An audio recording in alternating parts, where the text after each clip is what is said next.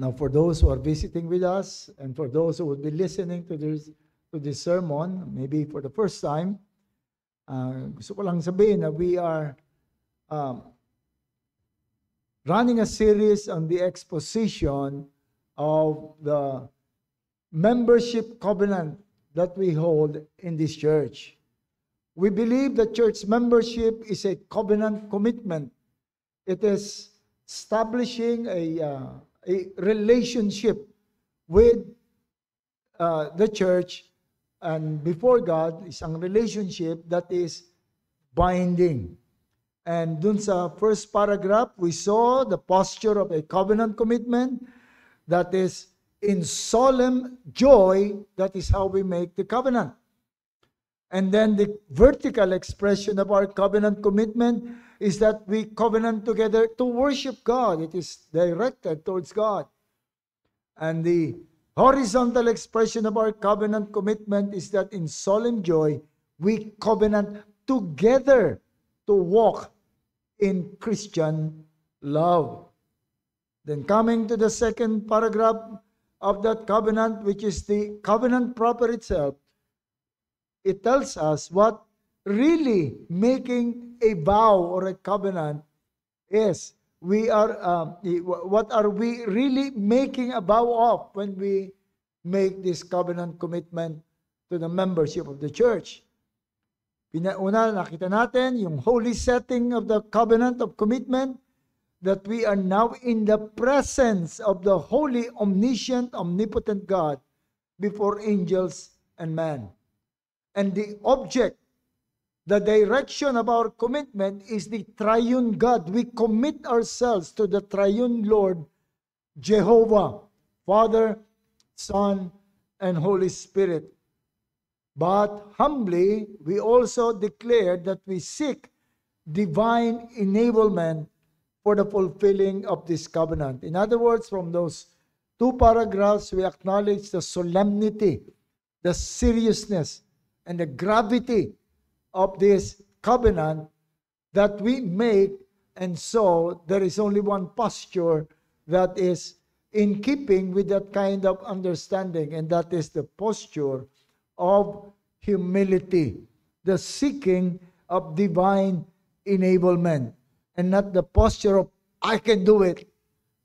And now we come doon sa fourth and fifth paragraph, which we read, we covenant together to uphold the public worship of God in accordance with His holy word, not forsaking the assembling of ourselves together, honoring and preaching of the word, submitting to Christ's ordinances of baptism, the Lord's Supper, giving ourselves faithfully to corporate prayer as well as private and family worship in our homes, diligently instructing and training those entrusted to our care in biblical doctrine and conduct.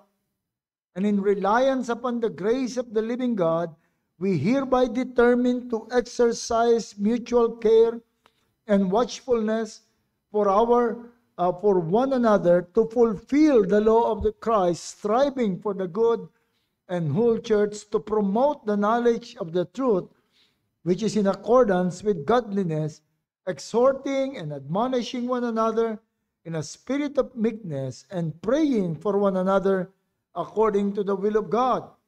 And as salt of the earth and light of the world, we will by divine enablement deny ungodliness and every worldly lust, perfecting holiness in the fear of God, and being zealous for God, for good deeds, and the maintenance of a clear conscience before God and men, that we might not bring reproach upon the name of our King, but rather that by our verbal witness and godly life, we may call sinners to faith in our gracious Savior. And when we look at the overview of these 5 paragraphs, we saw the complete function, the complete picture of the life of the church. And therefore, from here we said, firstly, that we commit, making the covenant, that we commit ourselves to the overall function of the church, that we will be part of the function of the church. And here we see the different activities that occupies the time of the church. If we are to describe the church, ang nakaka-occupy dito, it is public worship, the corporate study of the word, submitting to the ordinances, corporate prayers and family piety, mutual care, that is in fifth paragraph, witnessing and obedience to the law. And from this consideration, we studied the three direction of our activities as a church. Merong tatlong direction. First is towards God, that is worship, obedience, and study of His Word. Towards the world, that is witness, yung trabaho ng church. And then towards one another, that is love and care. You will also notice the twofold posture, at ito yung binigyan natin ng diin.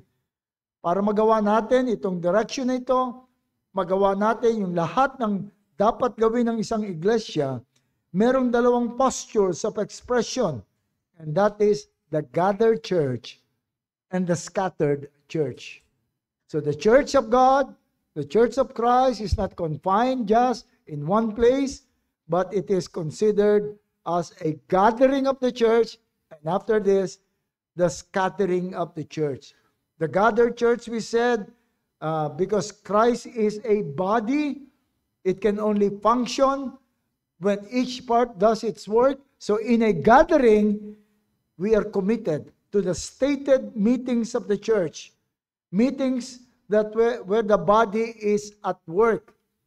Kapag tayo nagtatrabaho, lahat ng parte ng katawan natin, gusto natin intact, at ang lahat ay nakikilos natin.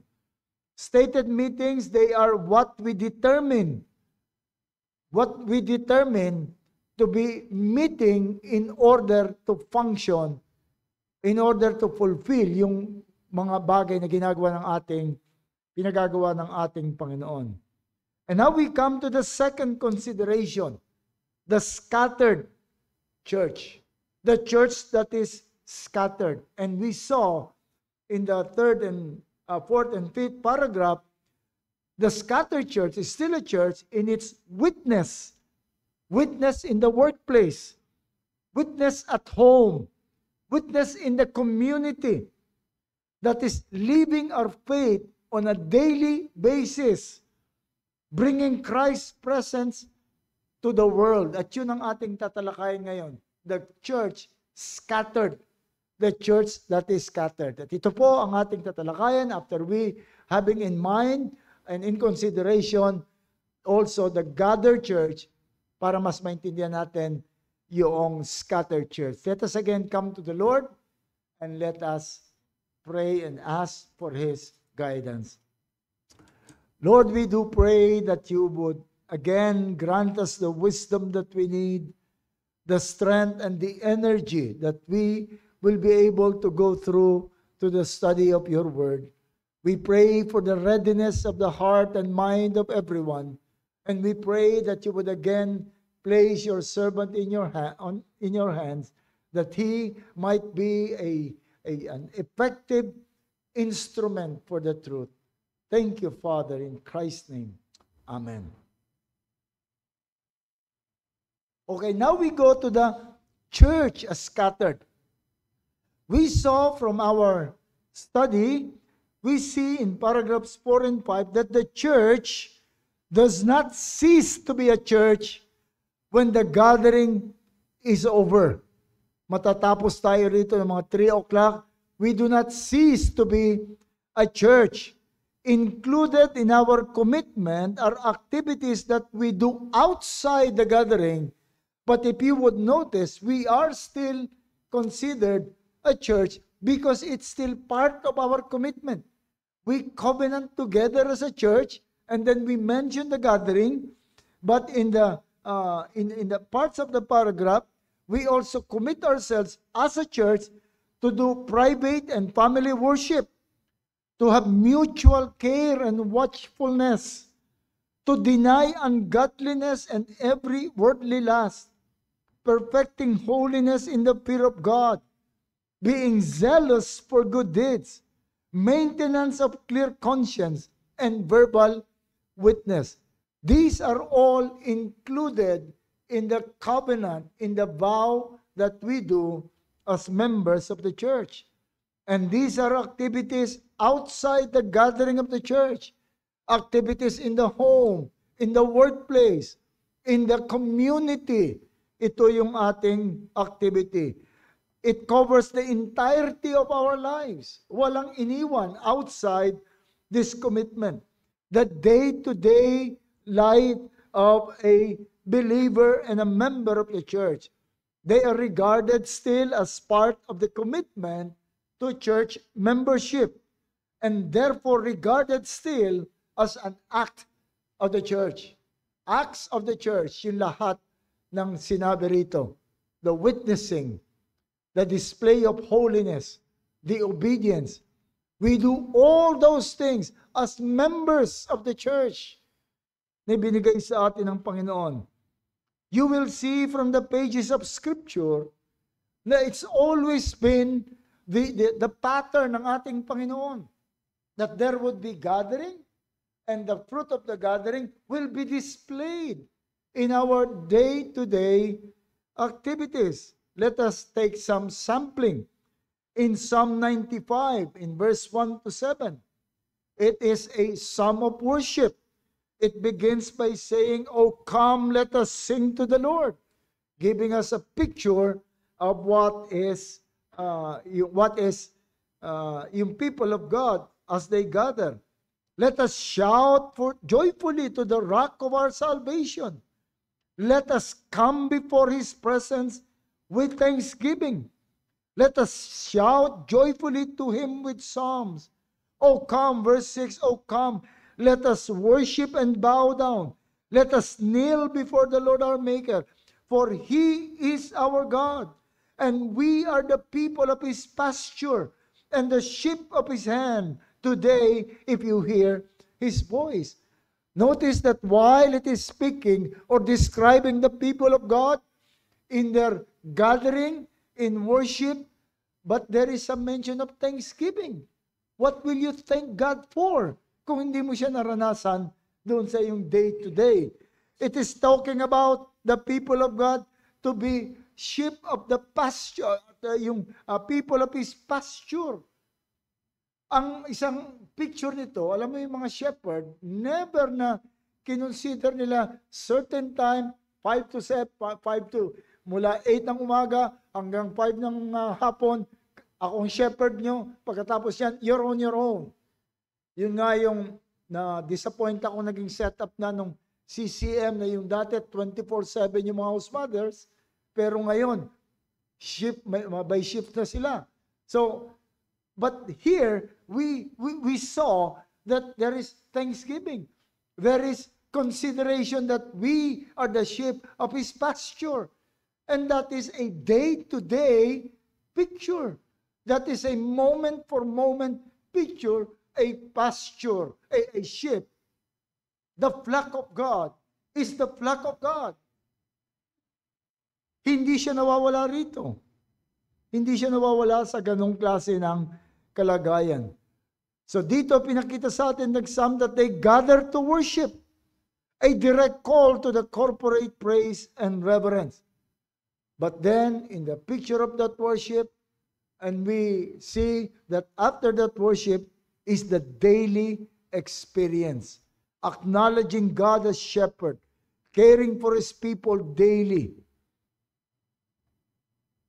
So nakita natin, yun yung ideal opening for the worship service or devotional, ay ma-focus tayo sa gawa ng ating Panginoon sa atin sa araw-araw.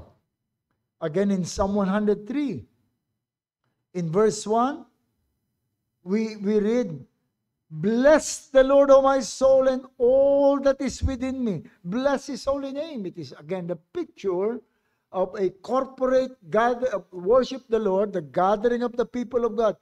Bless the Lord, O my soul, and forget not all His benefits. Where did he learn?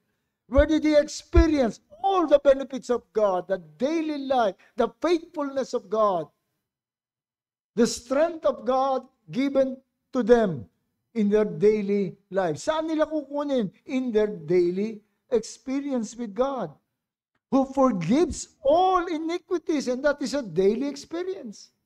Asking God to forgive us is the content of the prayer taught by the Lord Jesus Christ, who heals all our diseases, who redeems your life from destruction, who crowns you with loving kindness and tender mercies, who satisfies your mouth with things so that your youth is renewed like eagles.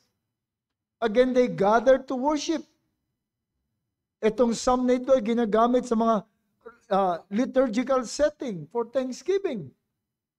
But incorporated in that gathering is their experience, their daily experience, the celebration of their daily forgiveness from their daily sinning, the healing, the provision, the renewal.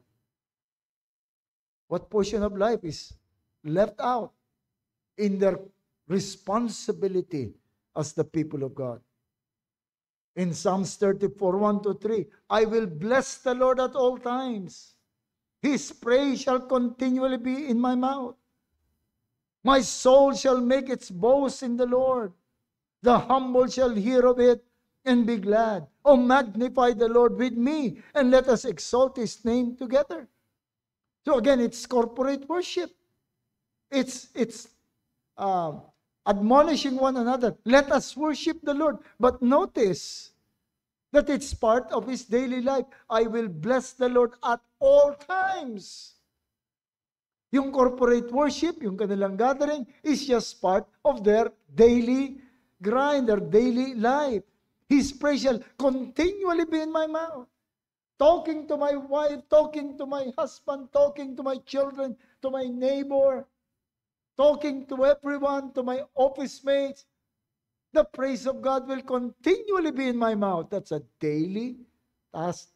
Again, testifying to God's deliverance and goodness is an everyday experience of the worshiper. And this at marami pa tayong makikita sa banal na kasulatan. Just review mo yung book of Psalm. It's not just tayo, yung Psalm, bahagi ng ating pagsamba. But even concentrating and looking at the Psalm that we are reading, we would see that it's impossible to be sincerely reading and meditating on those Psalms and forgetting yung ating buhay the rest of the week. In the book of Acts, when the church was formed, in Acts 2:42-47, this is where we read, they devoted themselves to the apostles' teaching. Every day they continued to meet together, and they broke bread in their homes. The early church gathered formally but also lived out their faith in daily life. Magkakasama sila. In 1 Corinthians 12-27, we read, you are the body of Christ. Each one of you is part of it. The metaphor of the body emphasizes ongoing identity and function. Hindi mo pwedeng palitan. Hindi pwedeng mabago yon. All of you are part of me, and I am part of you in our gathering at yung ating, even after dispersal. You would observe that the unity of the two modes of the church is unbreakable. All indications show that activities outside the gathering is still considered as part of the commitment to the church. The church is, you've heard the word ontological. It means it has to do with being, not with function.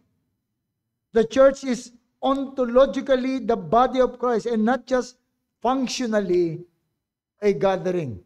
Hindi ito isang basketball team Now, we are a team when we are in the court, but after that, we go on our separate lives. That is functionally a body. But the church is ontological. It's our being. Yun yung ating being. We are a body of Christ. Gathering is essential for worship, for equipping, for fellowship. But scattering is essential in the application of all these things and in our work for mission.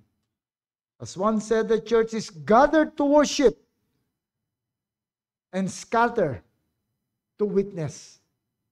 But never even a moment that we cease to be part of that body. But then secondly, after following this truth, that we are na tayo ay, when we commit ourselves, we commit to the overall picture of the church as gathered and as scattered. We would see next the interrelationship. Yung interrelationship and interdependence of the gathering of the church and the scattering of the church. Ito masyadong nasira na eh. Parang galing tayo doon sa tradition na ang church ay yung pinupuntahan natin every Sunday. Nandun ang Diyos. It's called the house of God, yung building. Kaya kung hinahabol ka ng manananggal o ng tikbalang, doon ka pupunta sa, yun yung pinaniwala sa atin sa mga movies. Para safe ka rin sa mga halimaw, tatakbo ka rin sa loob ng church, hindi makakapasok yung mga demonyo doon. Yun ang, kahit sabihin mo pang nakakatawa yun, pero yun ang concept natin na, pero pagkatapos nun, tapos na. Tapos na. But what is the relationship? What is the relationship of ang gathering of the church and the scattering of the church, the interrelationship and interdependence of the gathering of the church? Unang-una, the gathering of the church is where Christians are strengthened, drawn closer to God, taught dependence upon God. It is where our sins are addressed and given direction. Ito yung ating training ground. Dito tayo pinalalakas sa ating mga gathering. We are drawn closer to God. The meeting of the church has the purpose of drawing us closer to God. The word which is being preached and becomes one of the most important part of our worship, the word of God that is inspired by God, is profitable for what? For doctrine and debate. No. It is profitable for reproof, for rebuke and reproof, for correction and training in righteousness. So we learn the word of God so that we would be rebuked, we will be reproved, we will be trained, we will be corrected in righteousness. Sorry. And righteousness covers the entirety of life. In worship draws us closer to God. In worship, the glory of God is being published. We praise the glory of God. It is published. We are reminded who we are before God. Madali tayong makalimot. Yung isip natin parang ano yan, para yung leaky vessel, yung butas na lalagyan. Tuloy-tuloy yan na nauubos.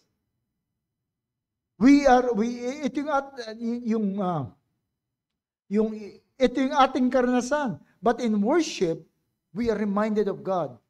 We divorce ourselves sa ating daily task and we focus together upon God. We sing praises to His name.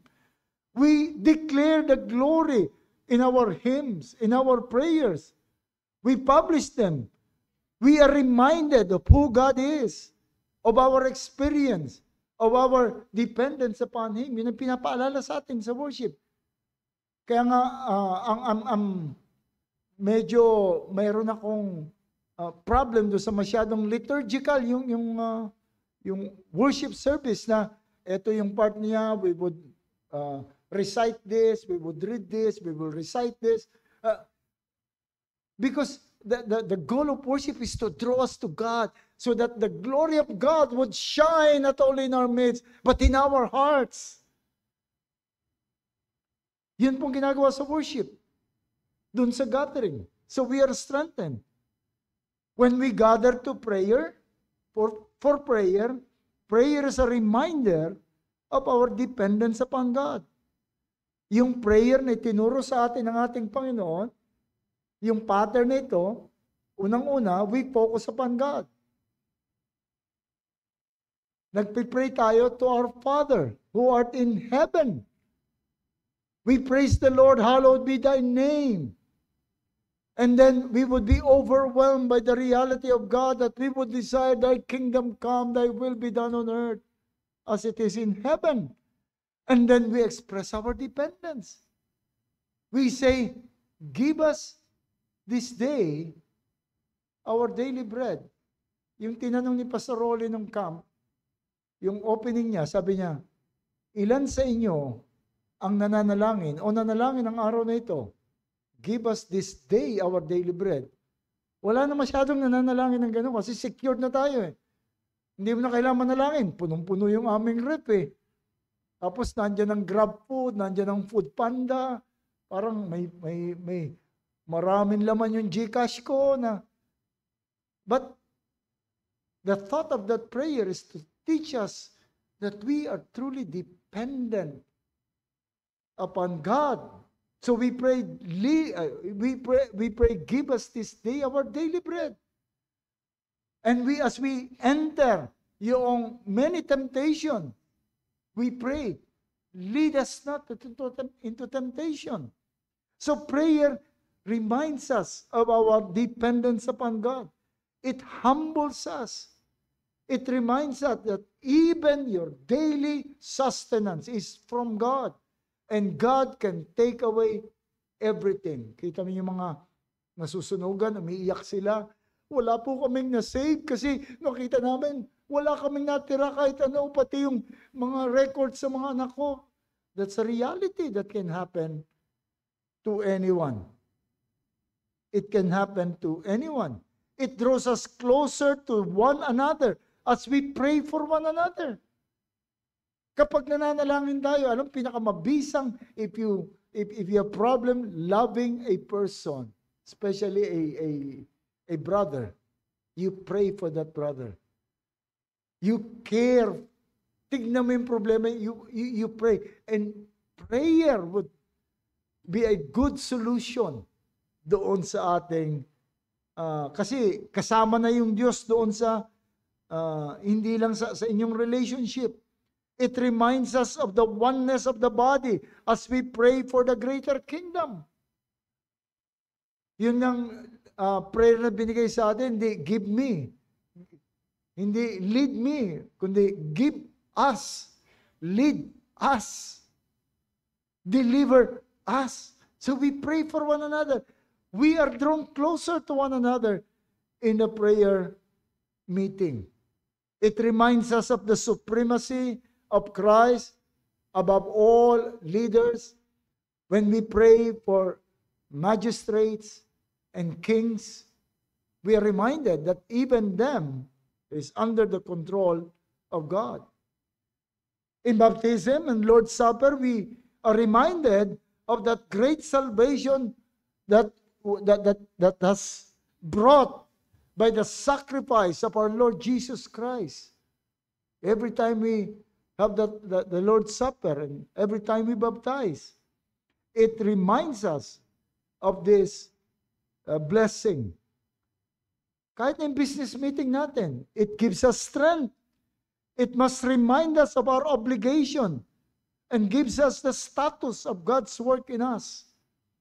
Last night we met with the men, yung mga preachers natin, I'm just very thankful to God for the unity, the harmony of mind. I'm used to many meetings of the church when there is always debate and quarreling. But we savor the unity while the women are savoring the food downstairs. We were savoring the unity. At yung makikita mo talaga yung malasakit ng bawat isa doon sa welfare of the church and the love for one another. That's just a meeting. Ni wala kaming Bible study. We look at the doors of opportunity opening before us. Napansin namin na napakaraming mga preachers na binigay sa atin at napakaraming musicians. And we consider all as the blessings of God. And we also the threats, the challenges, the temptations, the needs of everyone. And what will that? And it brought us to our knees. We prayed for these things. Do you see that every time we meet as a church, even enjoying the presence of the Lord, it's giving us strength. The Word of God rebukes, teaches, corrects, and trains, and equips men. For what? That the man of God may be thoroughly equipped. Equipped for what? For debate? To be teachers? To do good works. Take away this meeting. Take away this gathering. What would be left? Take away this equipping. What is left to us? What will carry us? It is the world squeezing us into its mold. Yung pressure ng ating job. Marami ang dumarating dito ng Sunday. Dala-dala yung burden na nakuha nila either sa job nila or yung pagiging jobless o yung difficulties dala-dala dito sa atin as they share their burden. Or sometimes yung flesh, yung mga struggles na natanggap natin doon sa sanlibutan with the help of our flesh, carrying us to lust and pride and the fiery darts of Satan. We are bombarded by temptations. Mag-drive ka lang, yung mga billboards, yung mga narinig natin sa news, lalo na ibang nagbababad sa mga Korean novela. But with this gathering, we are strengthened. We are refreshed. We are reminded. Alam mo, maraming mga members tayo na nagko-confess sa akin na lalo na yung mga mag-isang Kristiyano sa bahay, we eagerly anticipate and look forward to the gathering of the church because that's the only place where we are strengthened. So the writer of Hebrews strongly reminds us, let us consider one another in order to stir us up love and good works, not forsaking the assembling of ourselves together. Kaabilin-bilinan, that was written during the time of great persecution, great confusion, and yung force ng hopelessness dahil sa nangyayari. One of the strongest command of the writer of Hebrews, considering all this reality, do not forsake the assembling of yourselves together. Paul reminds us of what the atmosphere of the gathering should be. Ephesians 5:19, speaking to one another in psalms and hymns and spiritual songs, singing and making melody in your hearts to the Lord. Even our singing. May mga times, di ba? Of course, may mga times na nahirapan tayo doon sa kanta, hindi natin alam, may mga sintonado tayong katabi, but there are times that we are really fired up by what we have sung. May nakita akong singing pa lang, umiiyak na-strengthen na talaga.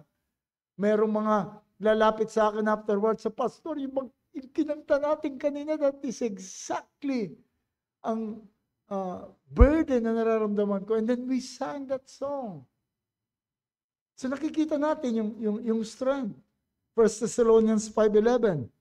Comfort each other and edify one another, just as you also are doing. Sometimes even just the shaking of hands, the smiling, and the how are you? And what more kung talagang you'll sit down and pray? It would strengthen us. Talagang you would look forward to the meeting of the church. 1 Thessalonians 5:14. Warn those who are unruly. Comfort the faint-hearted. Uphold the weak. Be patient with all. Even the weak, even the troublesome will benefit in the gathering of the church. You see that the strength to live out daily lives in righteousness is delivered to us in the gathering of the church. As John said, faith is our victory. In the gathering of the church, our faith is strengthened. Our faith is strengthened. That is what we want to achieve in our gathering. That is what we want to accomplish in every gathering. That is how we measure our performance in our gathering. Have I been strengthened? Kahit na paglalabas kayo, meron tayong mga casual na paglabas, but still a gathering. Gathering pa rin yun ng mga brethren, namamasyal tayo, go to Kips tayo. Isa sa mga titignan natin, na-strengthen ba tayo? May wife ko lagi, pag pauwi na kami, kahit na masakit yung tiyan ko doon sa kauubos sa mga tira nila sa Go to Kips, ang sabihin sa akin ng wife ko, I'm really encouraged about the relationship of the church. Parang ayaw na maghiwa-hiwalay nung at yung senior ni ganito, senior ni ganon. It's in the gathering of the church. We are strengthened. That is where we get yung ating strength natin para sa ating daily living. That is how we measure our performance in the gathering. Napalakas ba ako nung gathering? O baka mamaya, pumunta ako sa church, pag uwi ko, puro problema nakita ko. Nakita ko na may magkaaway na gano'n. Nakita ko na naman dito. Are we strengthened? If Satan wants to bring down anyone, the first thing that he will do is he will keep that person away from the gathering of the church. Show me a Christian who is kept away from the gathering of the church. And I will show you a Christian who is weak, who is dying, who is cold in the Lord, who is dry in his prayer. You cannot combine warmth in the fellowship with the Lord and the absence in the gathering. Noong nasa IVCF ako, pagka-graduate namin, may mga members kami gusto mag-abroad. Abroad lahat siya sa iba't ibang panig ng mundo. Isa lang ang sinasabi ko sa kanila, wala pa akong nakita na lumayo sa church na nanatiling healthy Christian. Alam mo, kahit isa rin sa sinabihan ko, wala nang bumalik.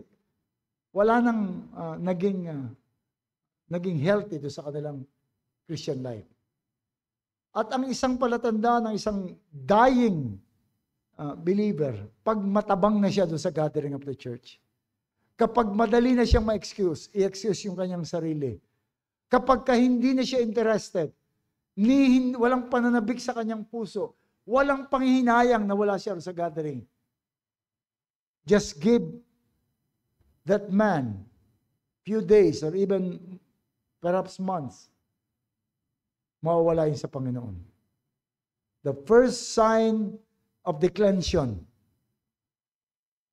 na visible sa atin, personally, ang first sign ng declension, yung coldness natin sa personal devotion, but that is not seen by the people of God.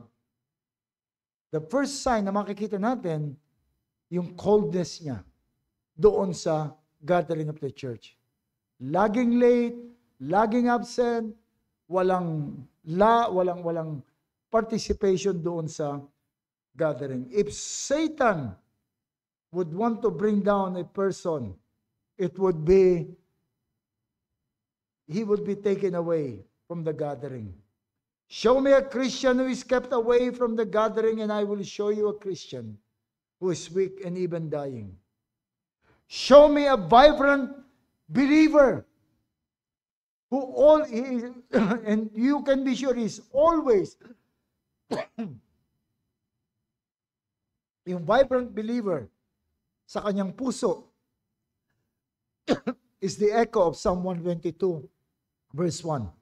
When David said, I was glad when they said, let us go to the house of the Lord. As one said, the church is gathered to worship and scattered to witness. Yet remains one unified people of God. So ganun po kahalaga yung gathering natin para sa daily. May problema kayo sa harmony sa bahay? May problema kayo doon sa atmosphere sa office? May problema kayo doon sa relationship ninyong mag-asawa o sa inyong mga anak? Hanapin nyo yan doon sa inyong strength na nakukuha doon sa gathering. Baka wala yun. Doon tayo na-strengthen. Sometimes hindi natin alam eh. Minsan hindi natin napapansin yun eh. But when we are scattered, we are strengthened by what we achieve in the gathering. Pero it's also, secondly, kapareho din ng, it's also the other way. On the other hand, we gather equipped with our experience of God delivered to us in the scattering. So, yung ating gathering, nagpapalakas sa atin para sa ating daily lives. Yung daily lives is what fuels us doon sa ating gathering. Kita niyo yung relationship? Pag ako humarap sa aking daily life, sa daily grind, ang dala kong strength, yung strength na nakuha ko doon sa gathering.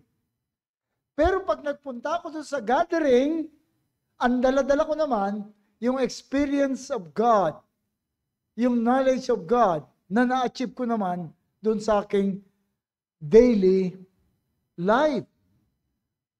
Remember again, I'm saying this over and over again, the law of the Sabbath is not remember the seventh day and keep it holy. The law of the Sabbath begins with, in 6 days, you shall work. It's imperative. You shall work. And on the 7th, you shall remember. In 6 days, you obey God in working. And on the 7th day, you worship God based on your experience of God in that 6 days.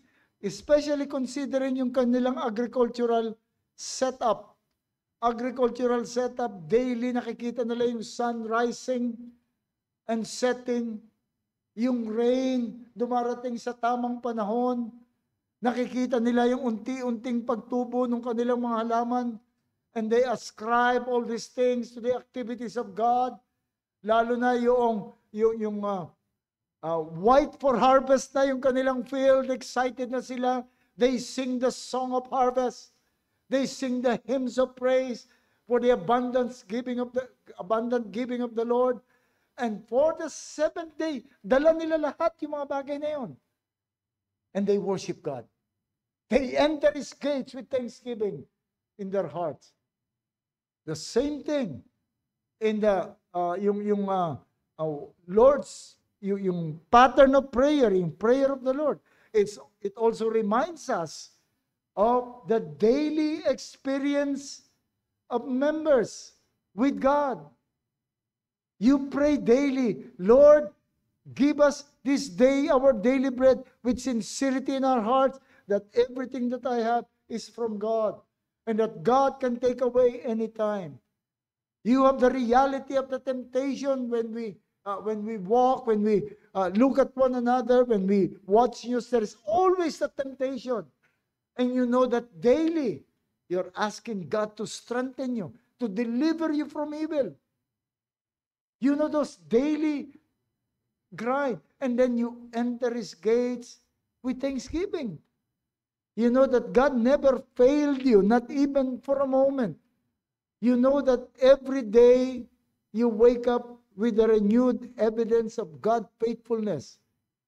You're still breathing. You can still work. You are conscious and aware. Alam mo yung part ng Panginoon. It's not Sunday, Monday, sa trabaho na yan. Tapos na. It's now about my ability. It's now about yung presence ng aking trabaho. It's now about the security of what I have. It's not that. Kundi, yung aking buhay sa araw-araw, yun ang dadaling ko sa church. That I might enter the gates with thanksgiving in our hearts.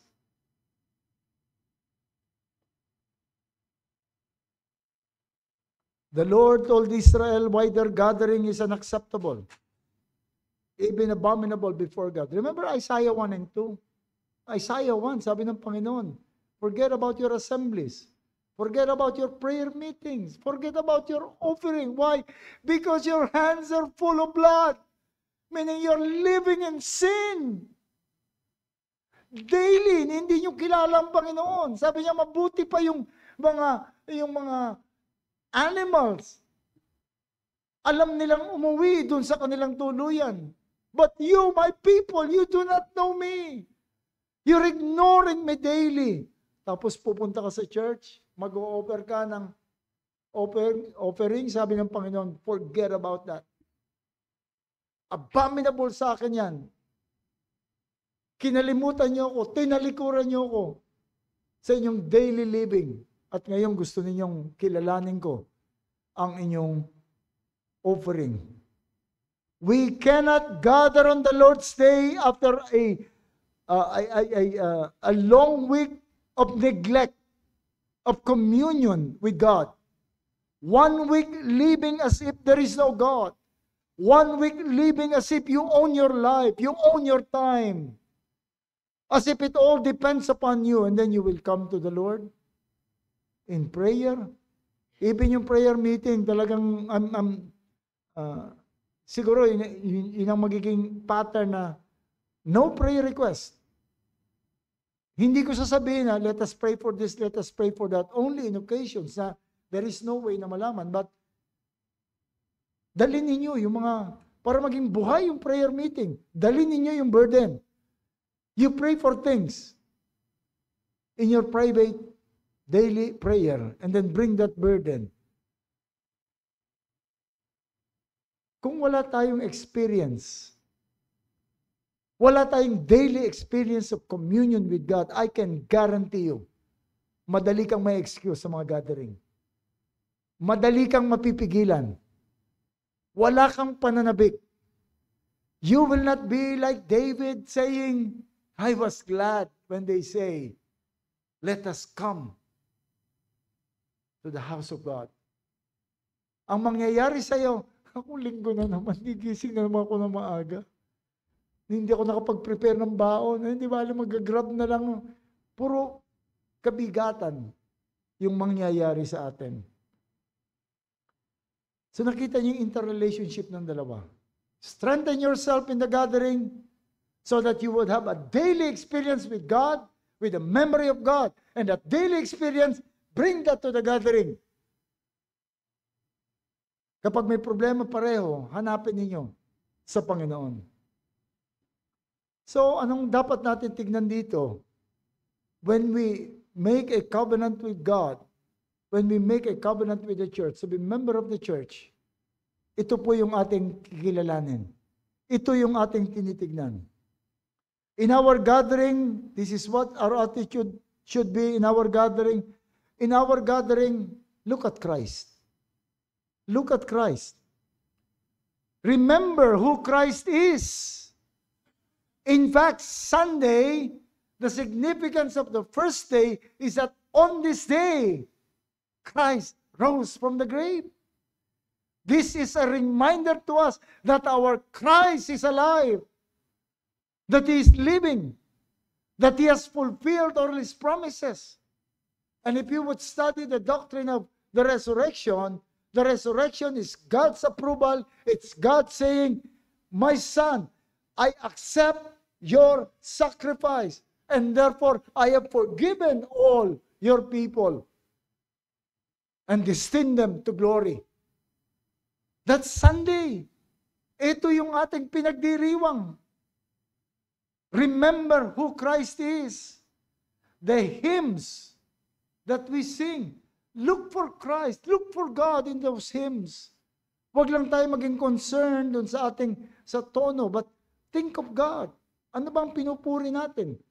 Yung ating mga presiders, hindi lang dapat pupunta rito ng alam nila yung hymns, but you have meditated upon those hymns so that magiging buhay yung inyong leading. We pray in His name. When we pray in Jesus' name, it's not just, hindi lang ito isang salita lang. When we pray in Jesus' name, we are aware and conscious that our prayer is only acceptable because it is a prayer of faith in Christ, in the power of Christ, in the goodness of Christ, in the holiness of Christ, in the wisdom of Christ, in the omniscience of Christ, in the all-presence of Christ. All of Christ na natutunan ko. Itong nagpapire sa akin. When I say, in Jesus' name, it's not just a slogan. It's a full belief and confidence in Christ. Let all that we do bring our memory and our heart to Christ. That is what the church is. This is the body of Christ. Uuwi tayo filled with Christ, strengthened in Christ, knowing who Christ is. Christ is everything to us. In every part of every gathering, whether worship, prayer, business meeting, much more sacraments, we want Christ. We do not go, we do not just go with the program. We're looking for Christ. We feel Christ. We express our adoration. We listen to the voice of Christ. When we go out, we must be able to say, I have met my Savior in that gathering. And He talks with me. And He addresses my need. He addressed my need. Yun ang hinahanap natin sa every gathering. We want Christ. Uuwi tayo, dala-dala natin yung ating experience with Jesus Christ. Every meeting, every prayer, every worship service, Christ must be the center. Christ is everything to us. It will it will be then and only then that we will go out into the world again stronger and our light brighter. Only when we find Christ. Only when we encounter Christ. Only when our heart is full of adoration for Christ, then we will go out strong. We will go out determined to walk for the Lord, for the glory of God, to proclaim Christ.